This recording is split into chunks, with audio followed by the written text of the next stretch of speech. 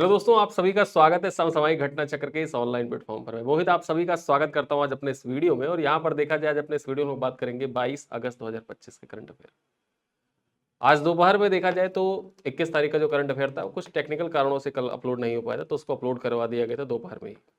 ठीक है, और ये 22 अगस्त का करंट अफेयर आज आपको मिल रहा है। यहाँ पर देखा जाए तो जो महत्वपूर्ण खबरें हैं आइए उन पर चर्चा कर लेते हैं। आपके परीक्षा के दृष्टिकोण से इंपॉर्टेंट इस क्लास की क्लास पीडीएफ पीपीटी इत्यादि आप प्राप्त करना चाहते हैं तो उसके लिए आप इस वीडियो के देखा जाए तो पिन कमेंट में चेक करिएगा, वहां पर एक लिंक लगा होगा अगस्त महीने के पैकेज का। उस अगस्त महीने के पैकेज में देखा जाए तो प्रतिदिन आपको daily pictorial PPT, daily Hindi और इंग्लिश में बाइलिंगुअल पीडीएफ दी जाती है। 10 एमसीक्यू का ऑनलाइन टेस्ट होता है और प्रतिदिन देखा जाए तो पिक्टोरियल पीपीटी भी शेयर की जाती है व्हाट्सएप ग्रुप में। एक अलग से व्हाट्सएप ग्रुप करंट अफेयर के लिए बना हुआ है। जब आप कोर्स में इनरोल होते हैं, इनरोल होने के बाद आप वहां पर हमारे हेल्पलाइन टीम से संपर्क करेंगे तो आपको उसमें ऐड कर दिया जाएगा, जहां से आपको प्रतिदिन देखा जाए तो जो क्लास की पीडीएफ है वो आपको मिलती रहेगी। ठीक है, तो ये तो थी जानकारी। ये हो गया जो हम डेली करते हैं। हम मंथली क्या करते हैं करंट अफेयर के लिए? मंथली करंट अफेयर के लिए देखा जाए तो घटना चक्र के द्वारा जो ये यहाँ पर ये पैकेज है हमारा करंट अफेयर का, इस पैकेज के अंतर्गत देखा जाए तो एक करंट अफेयर का फुल टेस्ट होता है जिसमें 100 क्वेश्चन होते हैं। क्वेश्चन बाइलिंगुअल होता है, ऐप पर आप अटेम्प्ट करते हैं इन प्रश्नों को, और अटेम्प्ट करने के साथ देखा जाए तो आप अपनी वहाँ पर लाइव रैंकिंग देख सकते हैं। आपका स्कोर क्या है, आपकी परफॉर्मेंस क्या है, अपनी परफॉर्मेंस को चेक कर सकते हैं, जज कर सकते हैं खुद को कि हमारा पहले परफॉर्मेंस क्या था, बेस्ट हो रहा है, सुधार हो रहा है या सुधार नहीं हो रहा है। इन सारी चीज़ों का वहाँ पर असेसमेंट कर सकते हैं खुद का। साथ ही साथ जो हमारे बिहार स्पेशल और यूपी स्पेशल की मासिक पीडीएफ होती है वो भी आपको वहीं पर प्रोवाइड की जाती है, और compile PDF Hindi English both language में अलग अलग तो प्रोवाइड किया ही जाता है। चलिए स्टार्ट करते हैं। सबसे पहली खबर क्या है कि मोहम्मद सलाह को लगातार तीसरी बार PFA player of the year के अवार्ड से सम्मानित किया गया है। अब यहां पर चर्चा कर लेते हैं मोहम्मद सलाह से जुड़े जो महत्वपूर्ण करंट अफेयर के बिंदु हैं उनको चर्चा करते हैं। देखा जाए तो प्रोफेशनल फुटबॉलर्स एसोसिएशन उसके द्वारा प्लेयर ऑफ द ईयर 2025 का अवार्ड किसको दिया गया है? यहां पर देखें तो मोहम्मद सलाह को दिया गया है। ठीक है, और देखा जाए तो मोहम्मद सलाह 3 बार इस पीएफए का जो प्लेयर ऑफ द ईयर का अवार्ड है इसको जीत चुके हैं, और ऐसा करने वाले एकमात्र खिलाड़ी है। इन्हें पूर्व में कब कब मिला है? तो 2018 में मिला था, 2022 और अब 2025 में मिला है मोहम्मद सलाह को। ठीक है, तो वे इस सम्मान को 3 बार जीतने वाले पहले खिलाड़ी बन गए हैं। यहां पर देखा जाए तो सलाह ने Premier League player of the season, golden boot और प्ले मेकर अवार्ड तीनों जीतकर एक अनोखा रिकॉर्ड भी बनाया है। अब यहां पर मोहम्मद सलाह जो प्लेयर ऑफ द ईयर चुने गए, इनके साथ कुछ अन्य जो विजेता हैं पीएफए के उनके बारे में चर्चा कर लेते हैं। तो पीएफए के द्वारा देखा जाए तो पुरुष young player of the year किसको दिया गया है? तो पुरुष young player of the year का खिताब दिया गया है मॉर्गन रोजर्स को। किसको? मॉर्गन रोजर्स को दिया गया है। वहीं पर देखें तो women's player of the year किसको चुना गया है? तो मैरियन कॉल्डेंट को चुना गया है। मैरियन कॉल्डेंट को चुना गया है। आर्सेलन स्पेन की ओर से खेलती हैं। Young women's player of the year किसको चुना गया है? तो ओलिविया स्मिथ को चुना गया, कनाडा की खिलाड़ी ओलिविया स्मिथ। और इन लोगों को देखा जाए चुना गया है पीएफए के द्वारा, जो प्रोफेशनल फुटबॉलर एसोसिएशन है उसके द्वारा प्लेयर ऑफ द ईयर चुना गया है। ठीक, तो यहां पर ये नाम, चारों नाम आपको याद रखने होंगे। ये चारों नाम आपकी परीक्षा के दृष्टिकोण से बहुत महत्वपूर्ण हो जाते हैं। चलिए अगली खबर देखें तो एआई ने बनाई नई सुपर बग मारक एंटीबायोटिक्स। एआई के द्वारा देखा जाए तो नई सुपर बग मारक एंटीबायोटिक्स बनाया गया है।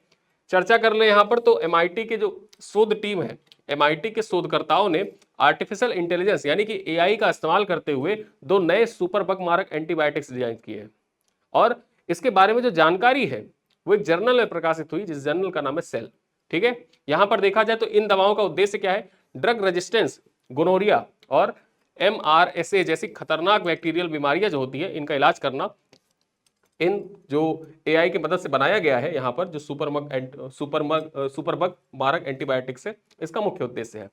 यहाँ पर देखा जाए तो एआई ने परमाणु स्तर पर संरचना तैयार कर दोनों एंटीबायोटिक्स विकसित किए हैं, जिन्हें लैब और संक्रमित चूहों पर सफलतापूर्वक परखा गया है। ठीक है, प्रारंभिक परिणाम जो रहे ये तो उत्साहजनक रहे, लेकिन अभी इसमें थोड़ा सा और जो डेवलपमेंट करने की आवश्यकता इसमें दर्शाई गई है। चलिए अगली खबर पर चर्चा करते हैं। दुबई ने व्यवसाय लाइसेंसिंग को सरल बनाने के लिए शुरू किया है one free zone passport. One free zone passport start किया है दुबई ने। चर्चा कर लेते हैं। तो दुबई ने वैश्विक व्यापार केंद्र के रूप में अपनी स्थिति को मजबूत करने के लिए देखा जाए तो वन फ्री जोन पासपोर्ट योजना स्टार्ट की है। परीक्षा में आपसे सवाल पूछ सकता है कि वन फ्री जोन योजना किस शहर में संचालित की जा रही है? 4 ऑप्शन दे देगा आपको, जेद्दा, दुबई, फिर उसके बाद देखा जाए बीजिंग, नई दिल्ली। तो वन फ्री जोन पासपोर्ट योजना कहां पर? दुबई में संचालित की जा रही है। होगा क्या कि जो दुबई फ्री जोन काउंसिल द्वारा लॉन्च की गई यह एकीकृत लाइसेंसिंग प्रणाली कंपनियों को एक ही लाइसेंस के तहत अमीरात के सभी फ्री जोन में संचालन की अनुमति प्रदान करता है। मतलब पहले क्या होता था कि जो अमीरात के फ्री जोन है ना, वहां पर अलग अलग व्यवसाय करने के लिए कंपनियों को अलग अलग पासपोर्ट चाहिए होता था।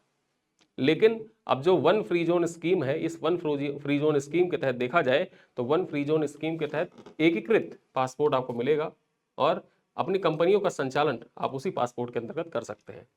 पहले हर फ्री जोन के लिए अलग अलग लाइसेंस लेना पड़ता था, लेकिन अब यह बाध्यता समाप्त हो गई है। देखा जाए तो इस सुधार से लगातार नौकरशाही दोनों कम हो रहे हैं, ठीक है, लागत और नौकरशाही जो है ये दोनों कम हो रहे हैं, व्यापार विस्तार तेज होगा, कंपनियों में कर छूट 100%, विदेशी स्वामित्व और अन्य फ्री जोन लाभों तक आसानी से पहुंच मिल सकेगी। ठीक है, तो ये वन फ्री जोन स्कीम जो है उसके प्रमुख लाभ बताए गए हैं यहाँ पर। आगे चलिए चलते हैं, यहां पर देखें तो UIDAI ने आधार आधारित ग्राहक सत्यापन के लिए स्टारलिंक के साथ समझौते ज्ञापन पर हस्ताक्षर किया है। ठीक है, UIDAI ने आधार आधारित ग्राहक सत्यापन के लिए निम्नलिखित में से किसके साथ समझौते ज्ञापन पर हस्ताक्षर किया है? 4 ऑप्शन वहां पे दे दे, अमेजॉन, फेसबुक या स्टारलिंक या स्पेसएक्स। ठीक है, तो स्टारलिंक के साथ समझौते ज्ञापन पर हस्ताक्षर किया है। देख लेते हैं यहाँ पर, तो भारतीय विशिष्ट पहचान प्राधिकरण जो आपकी आधार बनाती है ना, आधार कार्ड जो आपको बनता है, तो भारतीय विशिष्ट पहचान प्राधिकरण जो है इसने आधार आधारित ग्राहक सत्यापन के लिए वैश्विक उपग्रह इंटरनेट प्रदाता स्टारलिंक के साथ समझौते ज्ञापन पर हस्ताक्षर किया है। देखा जाए तो इलेक्ट्रॉनिक्स और सूचना प्रौद्योगिकी मंत्रालय के अनुसार यह कदम भारत की डिजिटल बुनियादी ढांचे की विश्वसनीयता को दर्शाता है। यहां पर देखें तो समझौते का उद्देश्य क्या है? समझौते का उद्देश्य सेवा वितरण में पारदर्शिता, जवाबदेही और नवाचार को बढ़ावा देना है। ठीक है, तो यहां पर इंपॉर्टेंट आपके लिए यही हो जाता है कि UIDAI ने किसके साथ समझौते ज्ञापन पर हस्ताक्षर किया है? आधार आधारित ग्राहक सत्यापन के लिए स्टारलिंक के साथ। आगे देखें, यूपी के जलालाबाद का नाम बदलकर अब क्या कर दिया गया है? परशुरामपुर इसका नाम रखा जाएगा। शाहजहांपुर का जो जलालाबाद था, जलालाबाद कस्बा था, उसका नाम परिवर्तित कर दिया गया है। उसका नाम अब क्या होगा? उसका नाम अब होगा क्या? परशुरामपुरी। चर्चा करें यहां पर देखा जाए तो उत्तर प्रदेश के शाहजहांपुर जिले के जलालाबाद कस्बे का नाम केंद्रीय गृह मंत्रालय की मंजूरी के बाद बदलकर परशुरामपुरी कर दिया गया है। क्या कर दिया गया है? परशुरामपुरी कर दिया गया है। यहां देखा जाए तो यह निर्णय राज्य सरकार के समन्वय और केंद्रीय नेतृत्व की पहल को दर्शाता है। राज्य सरकार की केंद्रीय एवं समन्वय नेतृत्व पहल को दर्शाता है। जलालाबाद ऐतिहासिक और सांस्कृतिक दृष्टि से महत्वपूर्ण स्थल है, जिसे भगवान परशुराम की जन्मभूमि मानी जाती है। यहाँ जो शाहजहांपुर है, शाहजहांपुर का जो जलालाबाद था, इसको परशुराम भगवान की जन्मस्थली माना जाता था। ठीक है, पौराणिक ग्रंथों में भी इसका उल्लेख मिलता है और यहाँ भगवान परशुराम के प्राचीन मंदिर भी स्थित है। 2022 में इसे आधिकारिक रूप से परशुराम की जन्मभूमि घोषित भी किया गया था और इसका महत्व तब से लेकर और भी बढ़ गया जलालाबाद का, और इसी वजह से देखा जाए तो अब इसका नाम परिवर्तित कर दिया गया है। जलालाबाद का नाम परिवर्तित कर अब क्या कर दिया गया है? परशुरामपुरी कर दिया गया है। आगे देखें अगली खबर, अभिनेता अच्युत पोतदार का 91 वर्ष की आयु में निधन हो गया है। अब ये अच्युत पोतदार कौन थे? वैसे मैं आपको बताऊं तो आप नाम देख के तो शायद ना समझ पाए, लेकिन मैं आपको एक डायलॉग बताऊं तो आप तुरंत जान जाएंगे किसके बारे में बात हो रही है। अच्युत पोतदार, आपने 3 इडियट मूवी देखी है? 3 इडियट मूवी में एक प्रोफेसर साहब थे जो आमिर खान से कहते हैं, अरे भाई कहना क्या चाहते हो? ठीक है, तो वही जो कहना क्या चाहते हो वाले हैं वो प्रोफेसर साहब, यही अच्युत पोतदार। ठीक है, चलिए देखते हैं, तो मशहूर अभिनेता अच्युत पोतदार का 91 वर्ष की आयु में निधन हो गया।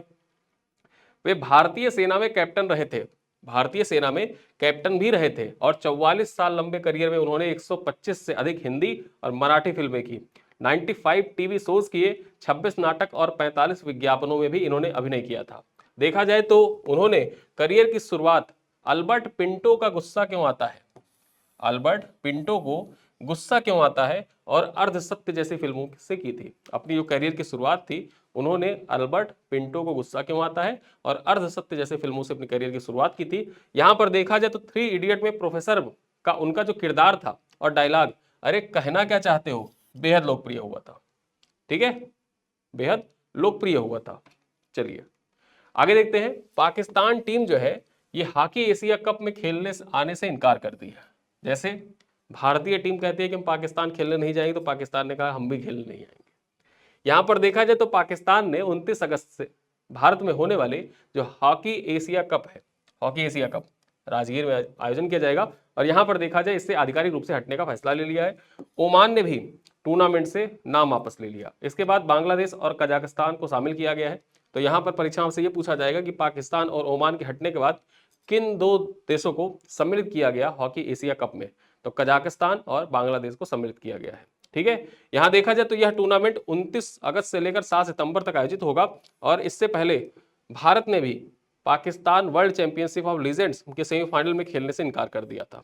ठीक है, भारत ने इनकार कर दिया था पाकिस्तान के साथ सेमीफाइनल खेलने से। तो अब सेमीफाइनल, अब जो पाकिस्तान है, पाकिस्तान कह रहा है कि हम भी इंडिया के साथ मैच नहीं खेलेंगे इंडिया में जाके।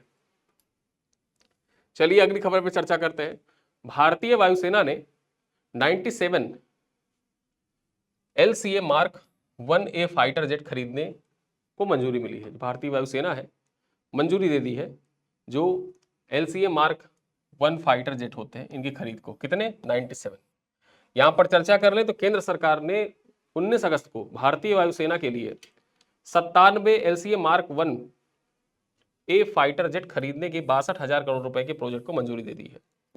ठीक, यहां पर देखा जाए तो हाई लेवल मीटिंग में लिए गए इस फैसले के तहत हिंदुस्तान एरोनॉटिक्स लिमिटेड स्वदेशी लड़ाकू विमान, हेलीकॉप्टर और उनके इंजन बनाने का ऑर्डर मिला है। किसको मिला है? हेल को मिला हुआ है। यहां देखा जाए तो नेशनल स्पोर्ट्स गवर्नेंस बिल अब एक्ट बन गया है। अगली खबर क्या है? नेशनल स्पोर्ट्स गवर्नेंस बिल अब एक्ट का रूप इसने ले लिया है। चर्चा कर लेते हैं। तो राष्ट्रपति द्रौपदी मुर्मू ने 18 अगस्त 2025 को नेशनल स्पोर्ट्स गवर्नेंस बिल 2025 को मंजूरी दे दी है।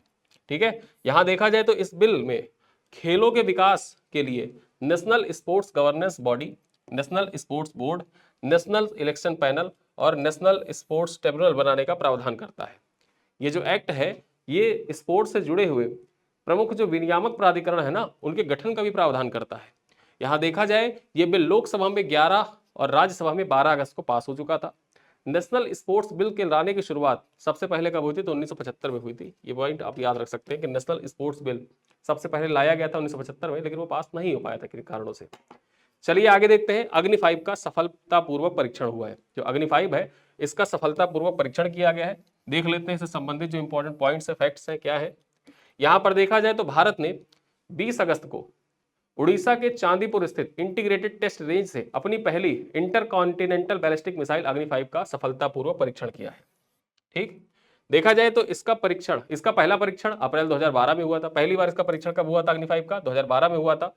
5000 किलोमीटर रेंज वाली यह मिसाइल MIRV तकनीकी से लैस है, जिससे यह एक साथ कई लक्ष्यों को भेज सकती है। मतलब एक बार आप फायर करिए तो एक बार फायर होने के बाद कई लक्ष्यों को भेज सकती है। ये MIRV तकनीकी से सुसज्जित है। देखा जाए यहां पर तो अग्नि 5 यहां पर देखें तो 7500 किलोग्राम तक का बंकर बस्टर वारहेड जो वारहेड होता है, बंकर बस्टर वारहेड, ठीक, इसको ले जाने में सक्षम है।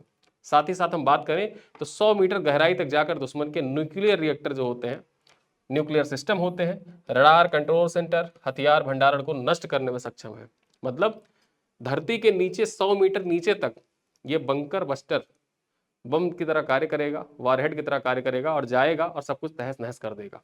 ऐसा है ये अग्नि 5 मिसाइल। ठीक है, और इसकी रेंज कितनी है? देखा जाए तो 5000 किलोमीटर इसकी रेंज है। MIRV तकनीकी से लैस है ये। चलिए आगे हम चलते हैं। GST। अब GST के बारे में देखा जाए तो प्रधानमंत्री नरेंद्र मोदी के द्वारा लाल किले के प्राचीर से स्वतंत्रता दिवस के अवसर पर यह कहा गया था कि दीपावली में सरकार जो है वो भारतवासियों के लिए एक अहम फैसला लेने जा रही है।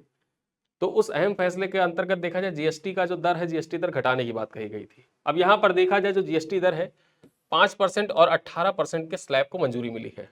ठीक है, यहां पर देखें तो GST काउंसिल के मंत्रियों का जो समूह था, मंत्रियों के समूह ने 5% और 18% के दो नए स्लैब को मंजूरी दी है, जबकि अभी 5%, 12%, 18% और 28% के 4 स्लैब लागू हैं। इनमें से होगा क्या कि 12% वाला खत्म कर दिया जाएगा, 28% वाला खत्म कर दिया जाएगा, खाली 5% वाला बचेगा और 18% वाला बचेगा। ठीक है, और ये मंत्रियों के समूह में ये फैसला लिया गया है। देखा जाए तो इस बदलाव के बाद होगा क्या कि toothpaste, pain killer, processed food, snacks, frozen सब्जियां जो सामान्य यूज की चीजें होती हैं, दैनिक यूज की जो चीजें होती हैं वो सस्ती हो जाएंगी, वो और सस्ती हो जाएंगी, ठीक है। और यहां पर देखा जाए तो ग्रुप ऑफ मिनिस्टर्स के संयोजक सम्राट चौधरी ने बताया कि राज्यों ने इस पर अपने सुझाव दिए हैं, कुछ आपत्तियां भी दर्ज की हैं।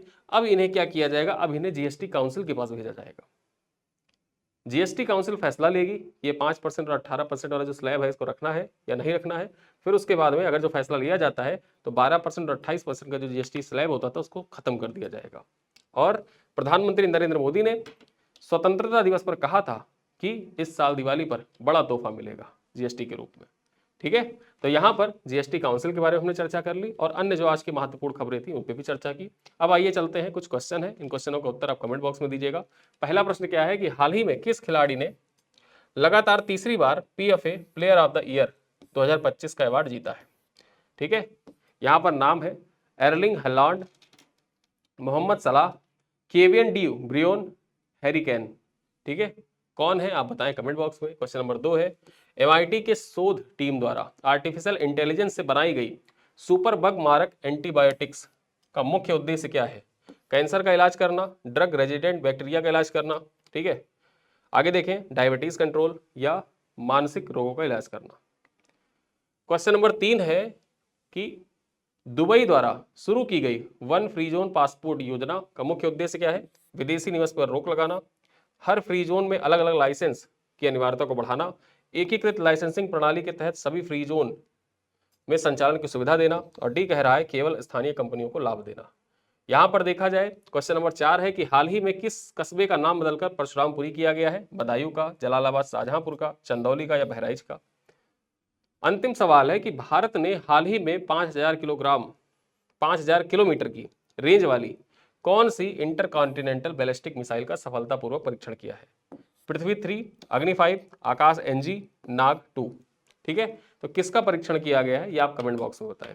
तो आज बहुत वीडियो लंबा था नहीं, 15-16 मिनट का ये वीडियो है। आज लगभग 10 से 12 खबरें हमने अपने इस वीडियो में चर्चा की हैं और जो परीक्षा के लिए उपयोगी है, महत्वपूर्ण है। इन वीडियो को देखा जाए तो आप देखिए, पसंद आए तो अपने दोस्तों के साथ साझा भी करिएगा और वीडियो को लाइक करिएगा। कोई आपका फीडबैक हो तो आप कमेंट बॉक्स में लिख सकते हैं, ठीक है। इसी के साथ इस वीडियो को करते हैं समाप्त। मिलते हैं अगली क्लास में, तब तक के लिए धन्यवाद।